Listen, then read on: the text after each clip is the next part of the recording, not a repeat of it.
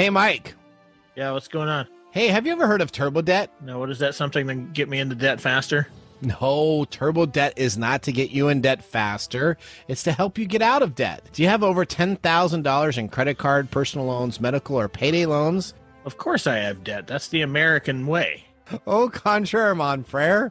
Turbo Debt will give you the option to break the debt cycle and start putting money in your pocket. That's awesome. Over 70% of Americans die with credit card debt. Do not let this happen to you. Turbo Debt will give you an option to break the debt cycle and start putting money in your pocket. That's awesome. If you have over $10,000 in credit card debt and personal loans, medical, or payday loans, they can help. Go to turbodebt.com/tech time. Again, that's turbodebt.com/tech time, all capitalized, for a free consultation today. TurboDebt is a proud sponsor of this week's episode of Tech Time Radio. Broadcasting across the nation, from the East Coast to the West, keeping you up to date on technology, while enjoying a little whiskey on the side, with leading-edge topics, along with special guests, to navigate technology in a segmented, stylized radio program. The information that will make you go, Pull up a seat, raise a glass with our hosts, as we spend the next hour talking about technology for the common person. Welcome to Tech Time Radio with Nathan Mum. Welcome to stop Tech talking. I got you. Welcome to Tech Time with Nathan Mum, the show that makes you go, Technology News of the Week, the show for the everyday person, talking about technology, broadcasting across the nation with insightful segments on subjects weeks ahead of the mainstream media. We welcome our radio audience of 35 million listeners to an hour of insightful technology news. Each week, our show covers the weekly top technology subjects without a political agenda. We verify the facts, and we do it with a sense of humor in less than 60 minutes, and of course, with a little whiskey on the side. We live stream during our show on 5 of the most popular platforms, including YouTube, Twitch TV, Twitter, Facebook, and LinkedIn. We encourage you to visit us online at techtimeradio.com and become a Patreon supporter by going to patreon.com/techtimeradio. I'm Nathan Mum, your host, a technologist with 30 years of technology expertise working for Fortune 500 companies across the country. And my co-host here, Mike O'Day, is an award-winning author. Originally from Arizona, Mike's a human behavior expert living in the Seattle area with a master's degree in forensic psychology. Mike is here to help me keep from geeking out while providing insight into human behavior and how it interacts with technology. We are two friends from different backgrounds, but bring the best technology show possible every week for our family, friends, and fans to enjoy. Welcome, everyone. Let's start today's show. Now on today's show. Today on Tech Time with Nathan Mum, Facebook probably owes you money. We explain how to collect this. Plus, China is looking to take on the world in many different technologies. And we're not talking about TikTok this week. We talked about that last week. We're talking about all these other technologies. And boy, China got in trouble this morning. We're going to be talking about that too a little bit later. Of course, we have James Riddle back on our show to discuss a specific area of China's interest in collecting genetic data. Then after that, we take a look at what happened on April 16th, 1977. If you're a computer geek right now, go Google April 16th, 1977, and see if you have the story about the most two significant computers that were released that day. And then finally, we have what we found on the web. Boy, Elon Musk is all over in the news. We've had him not on for 3 weeks, so we decided to go gangbusters on what we found on the web, what Elon is doing. Okay. It's a little crazy. Sure. Have you heard what he's got going on? No, I haven't been paying attention. Oh, I know he's been tweeting a whole bunch of okay. stuff. So you got ChatGPT, right? I don't want to ruin the story, but what if you came up with Truth GPT? Oh God. Okay, we'll be talking about that. All right. In addition, of course, we have our standard features, including Mike's mesmerizing moment, This Week in Technology, and a possible Nathan Nugget. As always, we have our pick of the day whiskey tasting during the commercial to see if our selected whiskey pick gets 0, 1, or 2 thumbs up at the end of the show. So sit back, raise a glass, and welcome to Tech Time with Nathan Mum. Now it's time for the latest headlines in the world of technology. Here are our top technology stories of the week. All right, story number 1, Facebook likely owes you money. So we've always talked about these lawsuits that happen, right? And so a lot of these class action lawsuits that happen, no one ever gets money. There is a class action lawsuit right now that if you used Facebook anywhere between the dates of May 24th, 2007, just used it, all the way up to December 22 of 2022. Really? So if you ever use Facebook, you are eligible for this class action lawsuit. So you need to pay attention. You can make, I don't know anybody that probably hasn't been on it if they're in technology at least since May 4th of 2007, right? So, I mean, that's a pretty basic thing that I would expect. I think I started Facebook in 2008. So, yeah. So, I mean, everybody's got it. So, essentially, this is free money the Meta owes you. Now, you're eligible to get it. If you choose not to get it, then you are self-selecting out to ever sue Facebook. So, this is a big class action that's going on. If you choose not to be a part of it, then essentially you'll never get any money from that. So do I have to register to be a part of it? Yes, you do. Meta has agreed to a settlement class action suit that's worth $725 million. That's how much they have to pay a out. couple of bucks. Yeah, in order to get the cash, though, for the settlement between the dates of May 24, 2007 and December 2nd, 2022, you don't even really have to verify you logged in. You just have to say you used it. You can go to www.facebookuserprivacysettlement.com. Now, pay attention to this. It's www.facebookuserprivacysettlement.com. Users must submit the claim by August 25th, 2023. However, the users that object and do not sign out, essentially by default, are opting out to ever sue Meta. So you have until July 26, 2023 if you want to have another action against Meta, suing for anything in privacy settlement. You have till July 26th of this year. Yeah, so we have less than a week to do this. Well, so we got to do it quick. That's what we're talking about now. You have less than a week. This is like, hey, we're gonna tear down the town hall. We've been planning it for 8 years, but you only have a week to complain about. Well, no. The users have to submit the claim by August 25th. Oh, I'm sorry. August 25th. But if you want to... I thought you said April. So. No, sorry. Okay. August 25th. Absolutely. August 25th. So you have until August 25th to get this taken care of. But if you don't decide to sue them by July 26th, then you're in trouble yourself. So make sure you sign up. Otherwise, you are, by default, giving your rights away to ever sue Facebook for any privacy issues. Well, then I guess you should probably, get I already on said. that I got on it. I'm already on it. Yep. All right. Story number 2. That's all about you, Mike. It's not all about me. It's all about the Chinese. I know. What's going on here now? A Chinese satellite that goes on an inexplicable sightseeing tour after researchers put some AI in control. Uh-oh. So an AI that was put in control of an Earth imaging satellite to make it more efficient chose its own target areas, including the home of an Indian Army regiment. Oh, wow. This AI was allowed to control the satellite's camera for a full day, during which time it took photos of different locations on Earth, and it chose targets for reasons that, quote-unquote, eluded the researchers. During the test, the AI autonomously chose areas on the surface to survey and capture image, but as the Post points out, the research team is unclear as to why it did that. One of the areas that I'm not going to try and pronounce that word. That's the name of the thing. Okay. But the satellite reportedly targeted was Patna, a city in India situated along the Ganges River. It just so happens that this area is home to an Indian Army regiment that had clashed with China's military in 2020. I wonder. Another location imaged by the AI was Osaka, a major metropolitan area in southern Japan, but also an area that, quote-unquote, occasionally hosts U.S. Navy vessels operating in the Pacific. So the AI from this China satellite knew to go to these targets. So either because they're being searched all the time. I guess it just sort of took a tour and said, okay.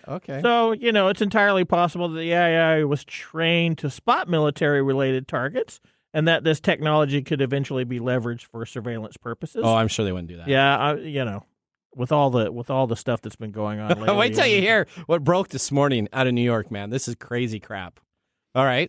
Well, for now, it would appear that we're safe from the rogue AI piloting the satellite on its own volition, and for sure, this tech might eventually be integrated into a spy satellite.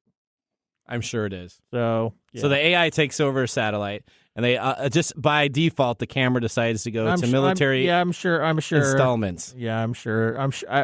I don't know that these guys really are that clueless as to why the AI did what it did.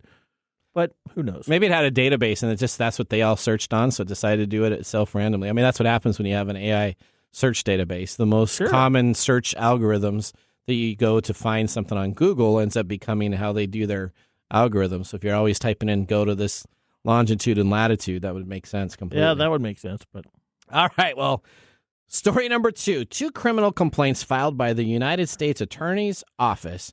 I know it's 3. It was 2 it was 2 this morning when I wrote this. And by the time I know, maybe you should not fly back from wherever you were. Amsterdam. That's a pretty long trip. Okay, so there's 3 criminal complaints now filed by the U.S. Attorney's Office for the Eastern District of New York were unsealed today in federal court in Brooklyn, charging 44 defendants with various crimes related to National Police of the People's Republic of China. This is the PRC, which is the Ministry of Public Security, MPS. So essentially, these are the FBI and CIA agencies of China. So you got the PRC, which is the FBI equivalent, and they're the police, but they call them the FBI, and the Ministry of Public Security, which is the CIA, the MPS. Breaking news this morning, we have ABC reporting about a secret China police station in New York City. Let's go to the source of this breaking news article. This morning, though, China is pushing back against claims that it is running secret police stations in the United States. And this follows the arrest of 2 Chinese nationals in New York. Both people are accused of running a secret police station in Manhattan, helping to intimidate critics of Chinese government.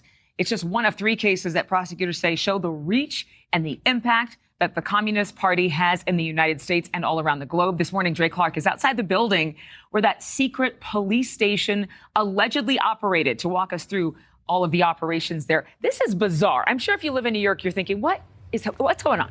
Yeah, a lot of people definitely sort of mesmerized by what's happening here in the Chinatown section of Lower Manhattan. But when you see that building here behind me, 107 East Broadway, it looks like just another ordinary office building. But federal investigators say inside there was an entire floor set up for an illegal secret police station run by the Chinese National Police. It is the first one discovered by the FBI anywhere in the U.S. And inside, investigators say they found evidence of Chinese espionage or spying, as well as other illegal security operations. The men and women created thousands of fake social media accounts to attack dissidents, and it's alleged they would also interrupt or interfere in phone calls made by dissidents, and they would remove content online that was critical of the Chinese government. And the MPS is on notice that we will not tolerate similar threats to our national sovereignty. All right, wait a minute. So that happened this morning. Okay, now they were here.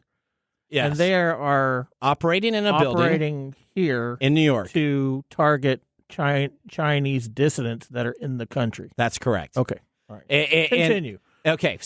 And right in downtown New York, people go into this building like it's a standard work operation building. Mm-hmm. They are there specifically targeting Chinese individuals and some other individuals also that have influence. But what they're doing is they're sending them hate crimes. Some of them have gone to the point where they're actually putting bribery out there and including misinformation, including pictures of people doing stuff that is illicit to cause problems with this so that people turn against these individuals. Now, not only that, but we have them also essentially going and posting threats against the participants on the platform that went to the Tiananmen Square massacre, and they did a big video conference posting that they showed on here. And they went through each of those videos themselves, and whoever submitted a video directly attacked them, will call them up on the phone, harass them at every hour of the hour, saying that you have misinformation, you're a part of the West, you're not a part of China, we're going to come to you, threatening mob action, death to families. Another company here, Company One, because we can't say their name, had a video conferencing topic about counter-communism organized by the PRC. And essentially the group flooded the video conferencing and drowned out the meeting with loud music and vulgar screams and threats directly at pro-democracy participants. Okay, so they're just here using technology to try and dissuade Chinese immigrants from But it's a pretty aggressive attack. That you wouldn't have had people arrested this morning. It wouldn't be such a big news article. But it's not just, hey, we disagree with you type of deal. This is targeted attacks on social media, on tech platforms, to the spot where it's amazing that Facebook will automatically jump in and do the work now as needed to regulate some of these items for the United States government, probably hoping that the United States maybe government... those guys should get on the class action lawsuit to pay for their lawyers. There you go. Okay, well, that ends our top technology stories of the week. Moving on, we have James Riddle up next as an expert on some more issues with China, but this now has to do with genetics. You're not going to want to miss this segment. You're listening to Tech Time with Nathan Mumm. We'll be back after this commercial. Hello, listeners. We're excited here at Tech Time Radio, aren't we, Mike? Oh, no. We have an announcement to make starting in June. We're really excited to be a part of an internet radio station. That's right. Coming up in June, you will still be able to listen to us live here at Kixie 880 and KKNW and all of our affiliate stations. But you'll be able to listen to us at 8 a.m. Monday, Tuesday, Wednesday, Thursday, and Friday now. We look forward to this new opportunity to provide you Tech Time Radio every weekday. And again, you can always catch us online at techtimeradio.com.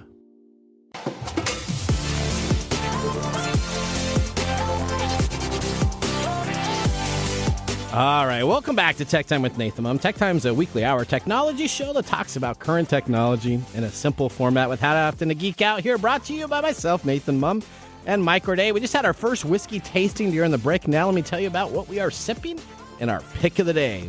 During the show today, we have chosen the, how do you pronounce this? Paniolo. Paniolo, thank you so much. Blended whiskey, 80 proof, $39.40 for the 750 milliliter bottle. Wow, this comes from your shelf. Was that this does come from my shelf? Why is that? Is it because it's cheap? Is that what you're saying? It's a cheap one. Okay. Yeah. Well, according to their website, blending mainland tradition with Hawaiian history. The whiskey combines bourbon with Maui Gold pineapple. The pineapple is distilled to neutral to allow for an extremely clean and smooth whiskey with notes of brown sugar, caramel, and sweet corn. It's distilled in Hawaii. It's an American whiskey. There's no age statement on the aging, but it's a minimum of 3 years. It's 70% corn, 30% wheat. What's your take on this so far? It's good. I kind of like it. It's got a really nice taste. I didn't really get a real full sip of it because we were in a rush. But we were in a rush to go from place to place. Okay, well, okay. I'm liking what you know what? There's no burn on it. I'm liking what I'm tasting so far. So There's no burn. There's no burn. All right. Now that we got our first whiskey tasting completed, let's move on to our feature segment that includes James Riddle, the Vice President of Research Services and Strategic Consulting for Advera. Joining us from the greater Phoenix area, his 20-plus years of progressive leadership experience in life science is a key contributor to our show, as we are excited to talk to him today about the collection of genetic data and some Chinese concerns. Let's welcome James to our video stream and start our next segment. Welcome to the segment we call Ask the Experts, with our Tech Time Radio expert, James Riddle. All right, James, welcome to the show. Hi, James.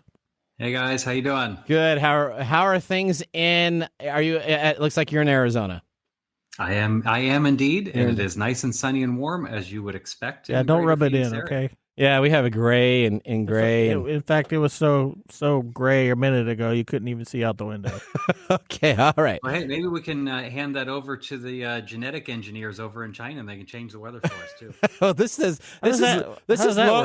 loaded for China. I mean, China is. We normally don't pick on a nation state or a state or a nation, a group of people, quite like we're doing today. So this is a China bashing episode. So I'm sorry if you're pro-China, you're probably going to be pro not listening to this episode. But okay, let's just continue on. So now let's talk about this. The National Counterintelligence and Security Center says American companies need to be better secure with their critical technology as Beijing seeks to dominate the so-called bioeconomy. Chinese firms are collecting genetic data from around the world, part of an effort by the Chinese government and companies to develop the world's largest bio database.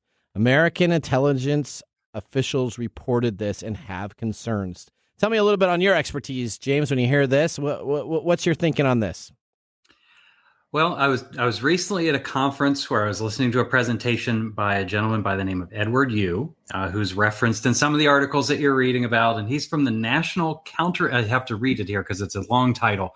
National Counterintelligence Officer for Emerging and Disruptive Technologies, part of the National Counterintelligence and Security Center, Office of the Director for National Intelligence.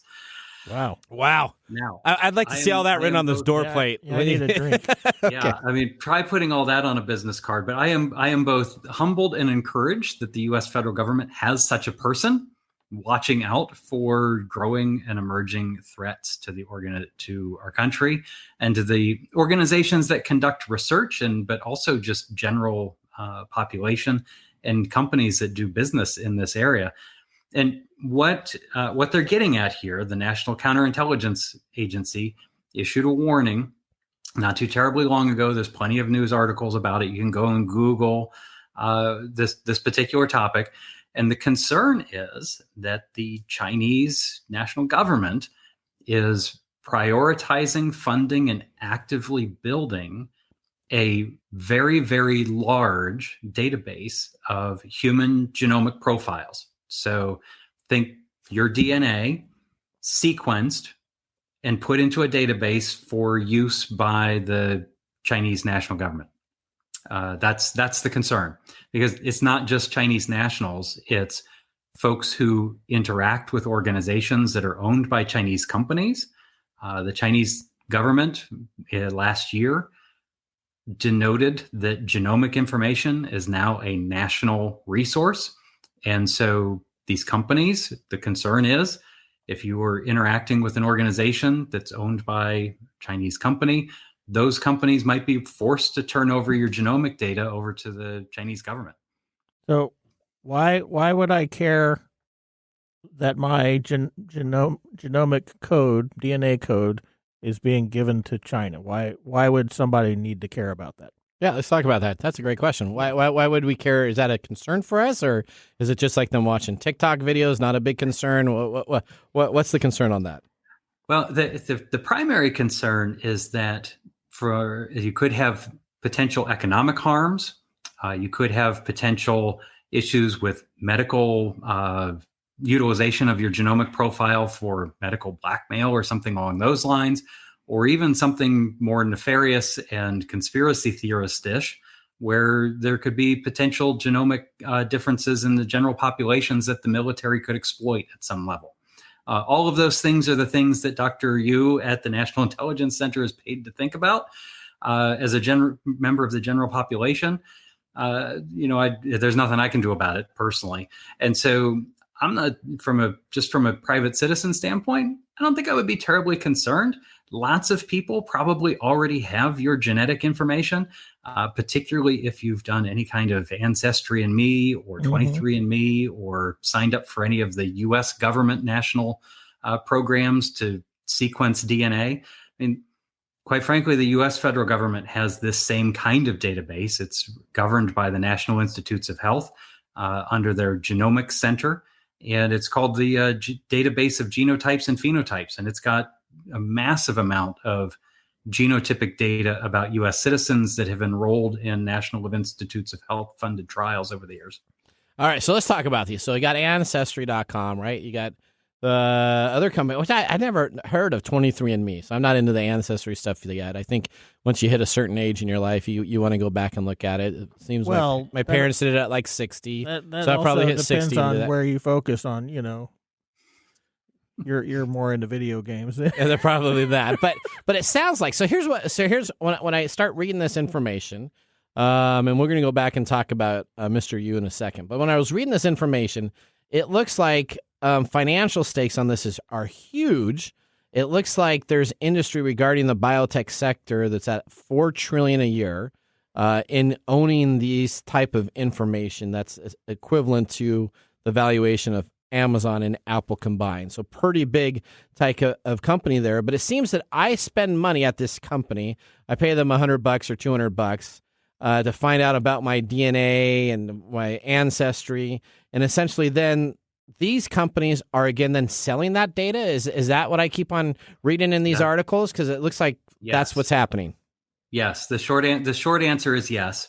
When you send your $100 or your $49.99 or whatever it is to Ancestry.com or to 23andMe in order to get your ancestral results back, so you can figure out if you immigrated from some small city in France or something, then as part of the terms and conditions that you sign, because of course you diligently read all of Yep. those. No, you just got everybody just says okay, right? You don't read those. Everybody reads the terms and conditions. Read through all of those things. You will find that most of the private for-profit genomic companies have the ability to anonymize your data set. So they're going to take your name and your address off of there, but they're going to be able to package that data and sell it to people who might be able to commercialize it.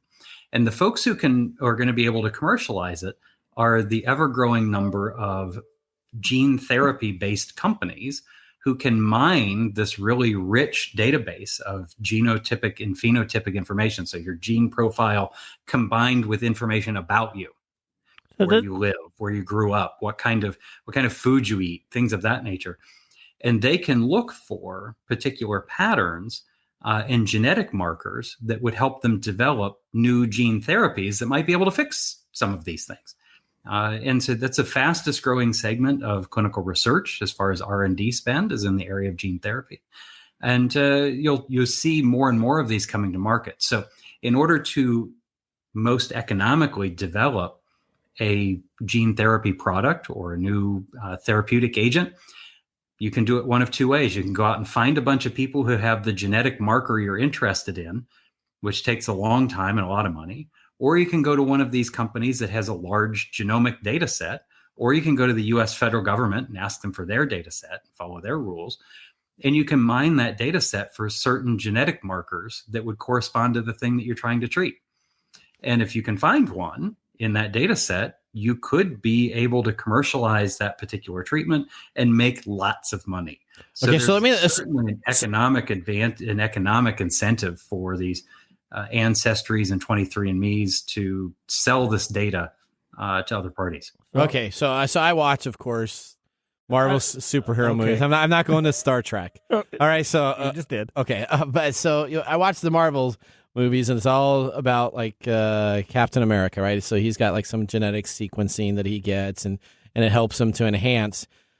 My concern is, and maybe I'm just way off on this, but is the availability with this Geno database. Could you actually go through and God forbid, a Hitler type person comes on up here and says, I want blondes and blue eyes, and then start taking a whole list of people and kind of sectoring them out and maybe targeting those genos specifically? Theoretically, yes. Okay. Yeah, the short answer is yes. With somebody's genomic profile, you can find out a lot about them. Hair color, eye color, general physical traits, even some traits that might translate into general, what we might consider behaviors or learned behaviors. Some of those behaviors have genetic traits to them. So the short answer is yes. The longer answer is we're probably a fair bit away from Captain America enhancements. Yeah, we're still babies in that arena, right? I'd hope so. And that's but the potential is there, and so that ties back to the concern from the National Intelligence Agency of why is China so interested in gathering the genotypic information of lots of people that are outside of China. So let's talk about that, right? Because you were up here in Seattle for this event, and of course we went on out and we had a beautiful dinner together talking about this. And you said that conference that the FBI came on in and talked to you guys directly, and that there were some pretty big concerns. You kind of talked to him a little bit about them, but what was your takeaway of that meeting with the FBI of the concerns specifically regarding China and some of the aspects of what they're doing in the space itself? Yeah, so the specific concern that was articulated by the Associate Director of Counterintelligence, Dr. Yu, is that China is actively collecting genomic profiles of people who may not necessarily know that their genetic profile is ending up in the hands of the Chinese military. And there's been a number of articles in this in Reuters, as well as in Axios. Just as recently as last year, there was a big article and write-up in Reuters about a company it's a Chinese-owned company called BGI. Okay. And they created a genomic test for prenatal screening, which by itself seems rather benign. You take a genetic test, you can find out while you're pregnant if your kid's potentially predisposed to a genetic disorder. Okay. But the resulting genomic profile of the baby and the mother was going back to China and presumably to the Chinese military. And the question is, why was that? Because nobody was told about it. And there was a fairly big brouhaha over in China, both in the agencies over in Berlin, here in the United States. It was a big thing. And then just last year, there was articles in Axios. So this is not like super secret military surveillance kind of, this is written up in the general literature, that the Chinese companies were being demanded by the Chinese Communist government to hand over their genetic-based databases to the Chinese military for military purposes. And the question is, why are they doing that? And why would they need to do that? It brings up all kinds of potential issues. Back to your earlier comment about what could you use this for? Well, there's some concerns there that U.S. citizens and citizens of other countries outside of China are being targeted to gather the genetic data.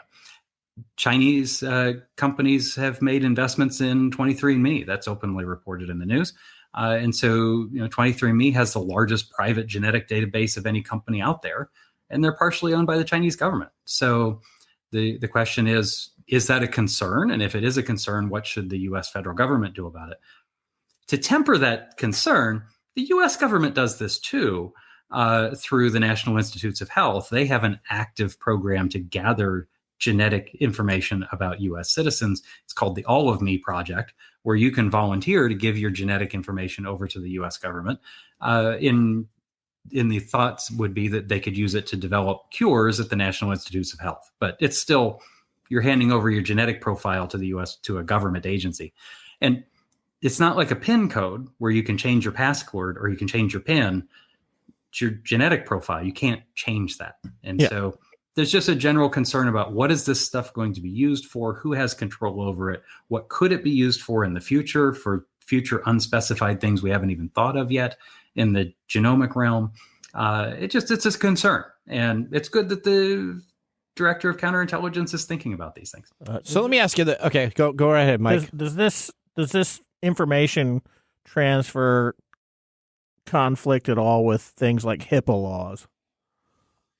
Well, I'm not sure if the Chinese government's particularly concerned about HIPAA. No, I'm sure they're not. But if they're American-based companies, they have to pay attention to some of that stuff. So my curiosity is whether or not DNA profile would fall under something like HIPAA law, which is about medically transferring information. Under the HIPAA regulations at 45 CFR 164. So for if there's any regulatory wonks out there like me, you can go and Google regulation.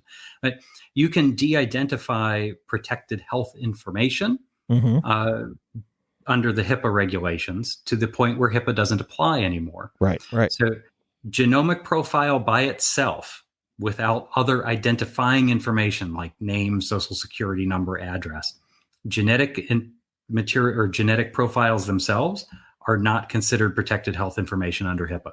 Okay. HIPAA was written back, 20 some odd years ago, before the idea that you could take somebody's genomic profile and learn something interesting about them. Right. And so it's not considered protected health information unless there's some other triangulating identifier on it. So would you volunteer your information, James? Let me ask you that. Would you go and do one of these tests and volunteer your genome information out there?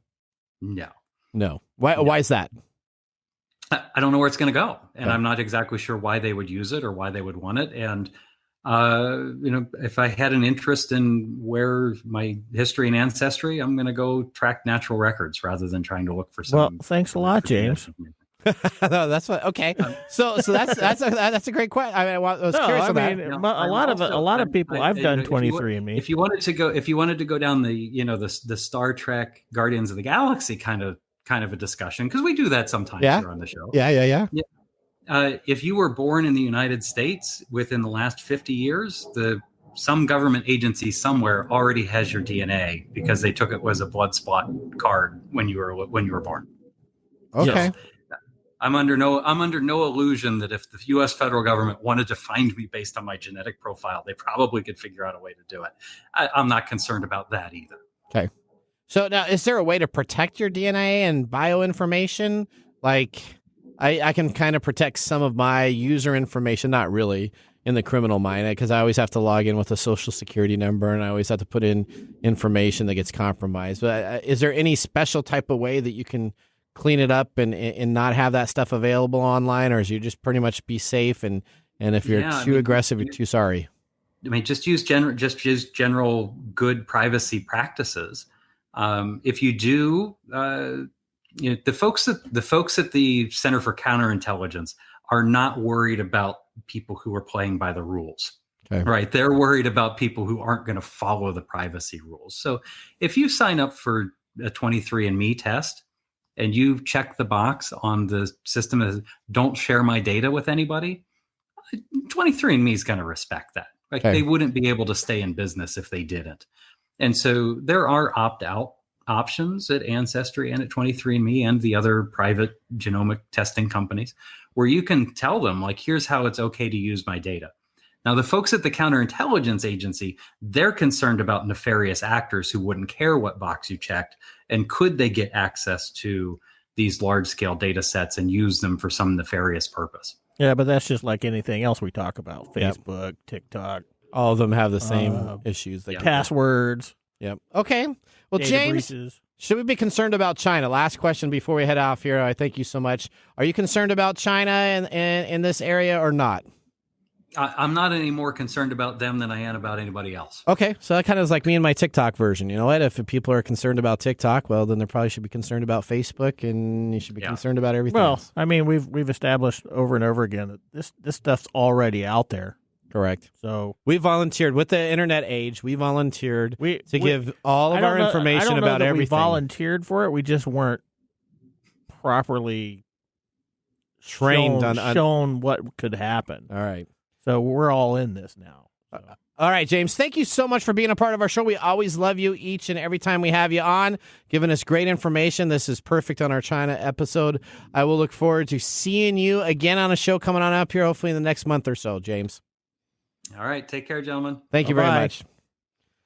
That ends our segment, Ask the Expert with James Riddle. Up next, we have This Week in Technology. So now would be a great time to enjoy a little whiskey on the side, as I will be doing during the break, and Mr. Gourdet will be doing so also. You're listening to Tech Time Radio with Nathan Mum. See you in a few minutes. This is Mark. And Greg. For Copiers Northwest. With a terrific offer. Called Printer Care Plus. It's simple. Buy HP printer cartridges from Copiers Northwest, and we'll service your current printers for free. That sounds too good to be true. It's made possible due to our HP Copiers Northwest relationship.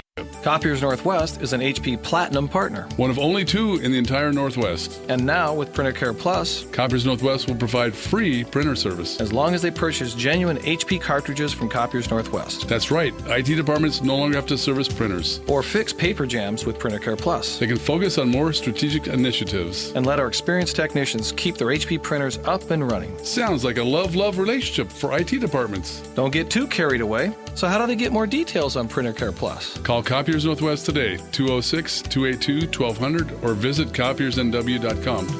Copiers Northwest. New ideas, new solutions. And now, let's look back at this week in technology. All right, April 16th, 1977, the release of Apple II and the Commodore PET. Do you remember the Apple II? Yep. Do you remember the Commodore PET? Yep. Okay, well, that's some people will know the Apple II and the Commodore PET may not be as high on their area, and we'll talk a little bit why. On the same day, at the first annual West Coast Computer Fair, both the Apple II and Commodore PET 2001 personal computers were introduced. Now, it's funny that they used 2001. They used the PET 2001 based on the Space Odyssey music. Space Odyssey. Yep, so they had it named after that. Ironically, Commodore had previously rejected purchasing the Apple II from Steve Jobs and Steve Wozniak, deciding to build their own computer, essentially Apple went to Commodore and said, would you buy our hardware technology and distribute it to the world? And, of course, Commodore said, no, we don't want to do it. We don't think there's any future in your hardware product. Okay. Well, now both computers use the same processor, the MOS 6502, but the companies had two different design strategies, and it shows to this day who won. Apple wanted to build computers with more features at a higher price point. The Commodore wanted to sell less features-filled computers at a low price point so everybody could adopt them. The Apple II had color graphics and sound selling for $1,298, while the Commodore PET only had the monochrome display and was priced at $795. As history unwinds, we can see the Apple II color graphics won out. Well, that was This Week in Technology. Have you ever wanted to watch some Tech Time history with over 2 years of video, podcasts, and blog information? You can visit us online 24/7 at techtimeradio.com. to watch our older shows, and you can also join the Tech Timers Facebook group to talk to us live all the time. We're going to take a commercial break. When we return, we have Mark's Mumble Whiskey Review and our Technology Fail of the Week. See you after the break. Hello, my name is Arthur, and my life's work is connecting people with coffee. Story Coffee is a small batch specialty coffee company that uses technology to connect people to each product resource, which allows farmers to unlock their economic freedom. Try our Medium Roast Founder Series coffee, which is an exotic bourbon variety that is smooth, fresh, and elegant at storycoffee.com. That's STORI coffee.com. Today you can get your first bag free when you subscribe at storycoffee.com with code TECHTIME. That's STORI coffee.com. The segment we've been waiting all week for. Mark's Whiskey Mumble.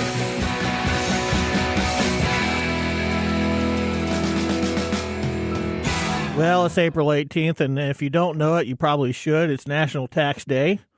Okay. So, hope you got that done. Your taxes had to be submitted by today, is that right? That's right, or you have to file for an extension. But you can do this for like years and years and years for like $20 or $15.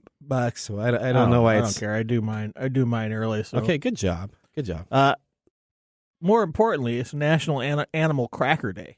What? And National Animal Cracker? Animal Cracker Day. Do you remember those cracker boxes that used to have the little cloth type deal, and it was like a circus? Yeah, they still make those. Oh, those were the best. Yeah, okay. That's a good day today. Okay. Who can resist the temptation to indulge in the handful of iconic treats of our childhood? Okay. Animal crackers are arguably one of the best recognized food products on the planet today. So they do. National Animal Cracker Day. I love them.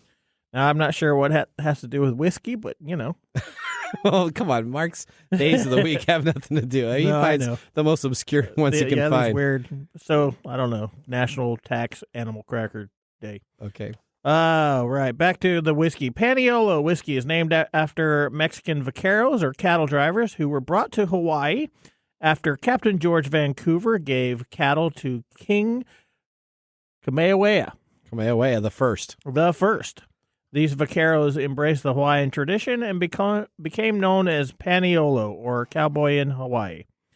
Enjoy Paniolo whiskey, the spirit of the Hawaiian cowboy. Now, Mark cannot give us a real scoop on this one because he has not had the chance to taste it, but he is curious.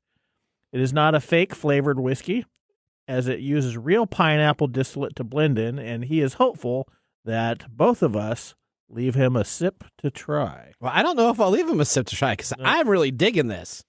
Yeah, you'll probably drain it on the way home. Well, hopefully not while I'm driving on the way home, but after I get home, then I'm liking it. This is kind of smooth. It's a good taste. It doesn't have a lot of burn.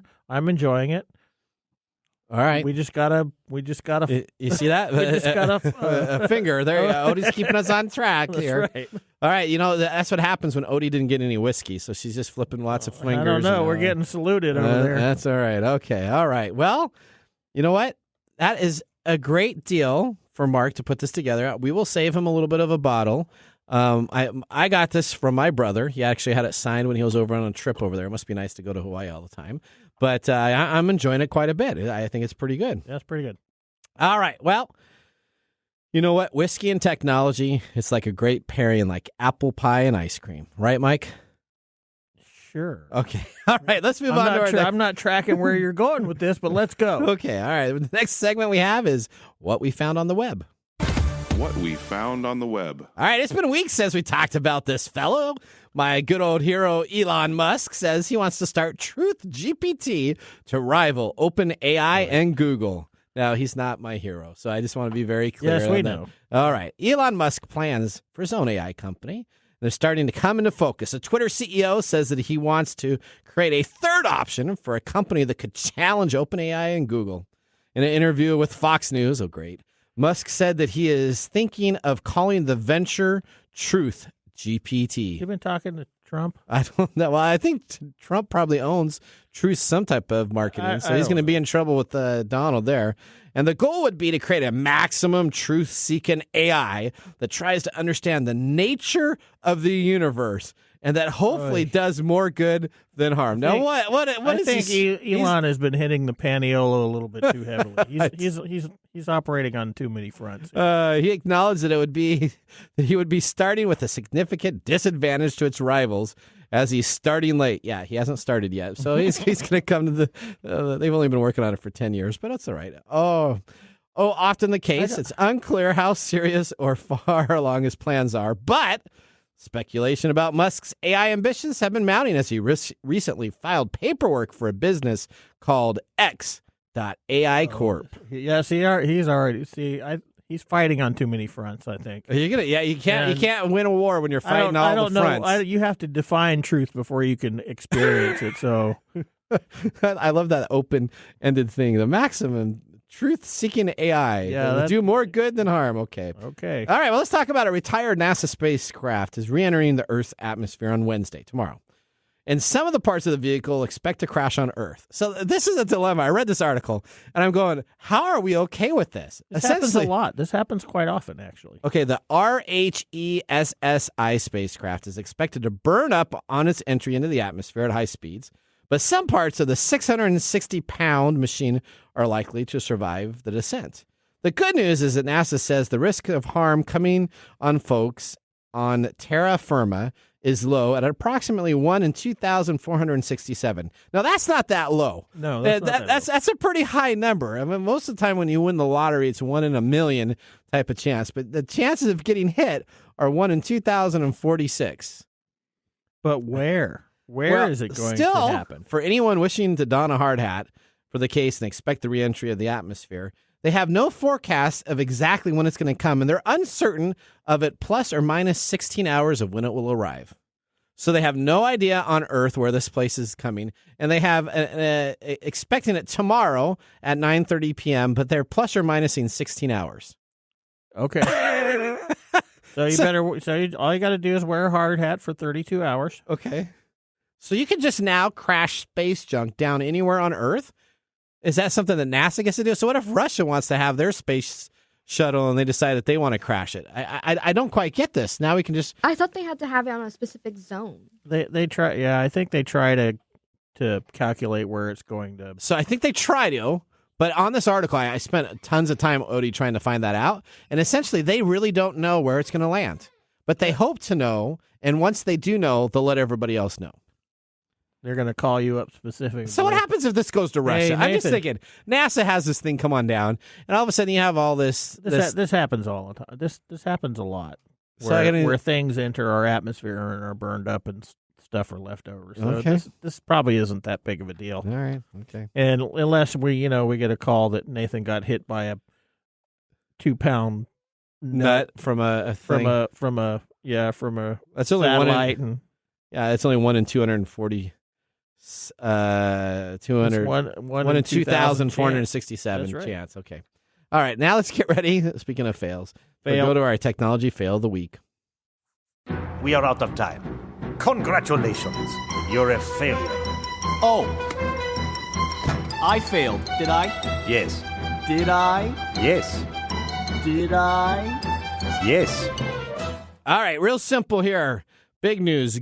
Google stock drops as Samsung considers switching its devices to Bing. Oh, no. Google shares dropped 4% after a report of panic within Google over Samsung considering a switch to Bing.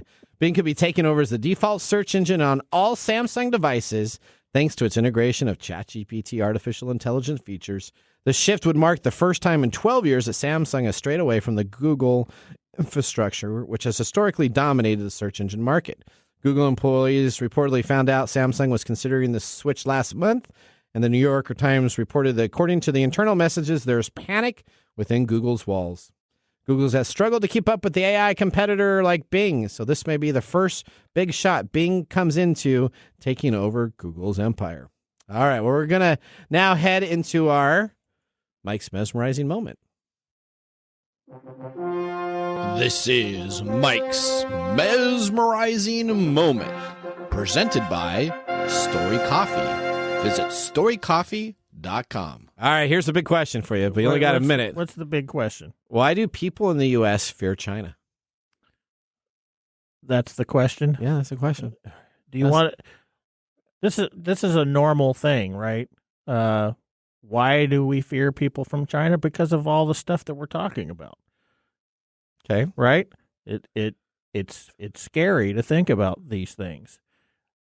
Typically speaking, a social unit creates propaganda about other social units in order to create fear in the social unit. That keeps them vigilant, and that also helps justify things later on, like conflict.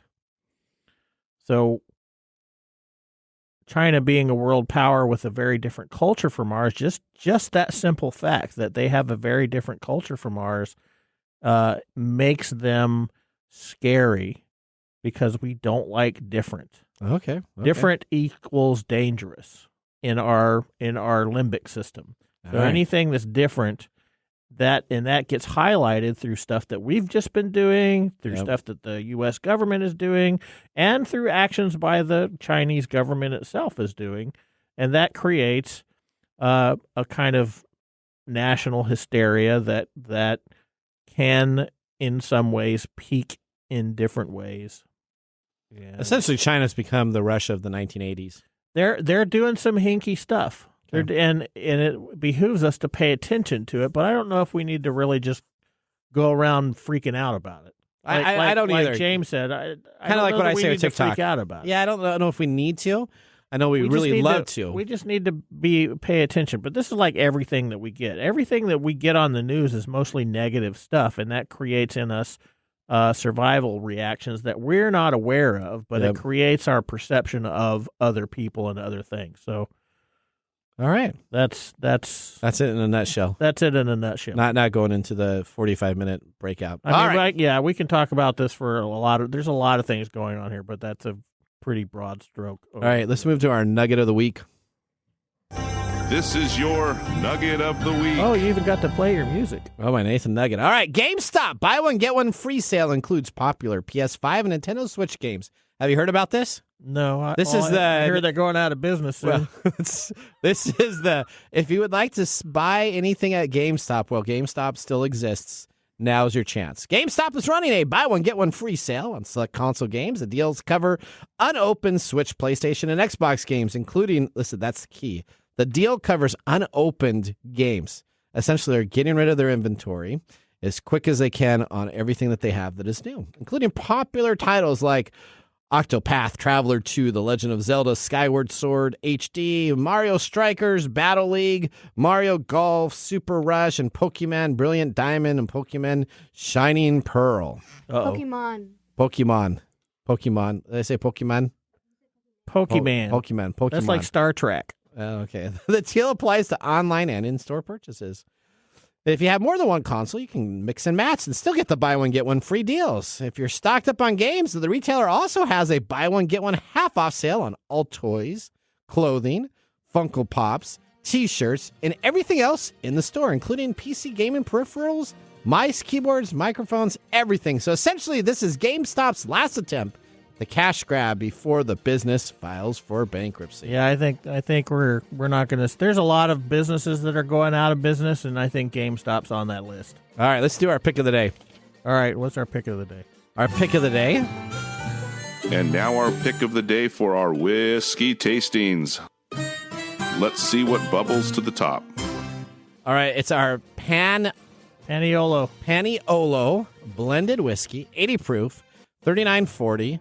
Essentially, thumbs up or thumbs down? Thumbs up. You like it? Why do you like it? It's got a nice flavor. It's got a smooth taste. Okay. No burn. I'm going to give it also a thumbs up. Odie, what did she give it? She gave it a thumbs up. She gave it she 2 didn't even thumbs taste up. it. I know. She gave it 2 thumbs up, though. That's nicer than the other fingers we saw. So, Yeah. all right, that is perfectly taken care of. Well, we want to thank you for listening to our program. And remember, the science of tomorrow starts with the technology of today. See you next week. Bye-bye. Look, there's that finger. Thanks for joining us on Tech Time Radio. We hope that you had a chance to have that moment today in technology. The fun doesn't stop there. We recommend that you go to techtimeradio.com and join our fan list for the most important aspect of staying connected and winning some really great monthly prizes.